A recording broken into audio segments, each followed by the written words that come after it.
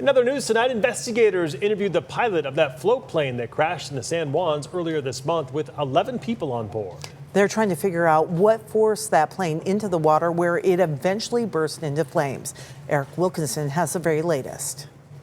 The pilot is now out of the hospital and for the first time is giving investigators a minute-by-minute account of what went wrong in the skies over Sucia Island.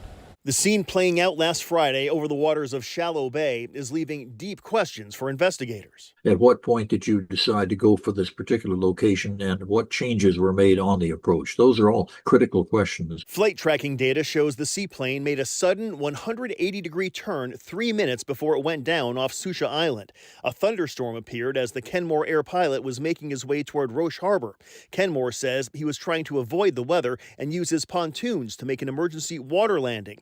Aviation analyst John Nance says investigators are asking exactly what the pilot saw and when. You rule nothing in and you rule nothing out, and you don't do anything but gather facts until you have them all on the table. And of course, the interview with the pilot provides a great wealth of fact. All 11 people on board survived. 3 remain hospitalized in satisfactory condition. The wreckage was pulled from the Strait of Georgia Friday. Officials are now examining the 66-year-old plane as well as its maintenance logs. Ultimately, Nance says it comes down to one question. Is there anything that we can learn from this accident to make sure that nothing like this happens again? The NTSB is expected to release a preliminary report in about 2 weeks. A full report could take as much as a year. Eric Wilkinson, King 5 News.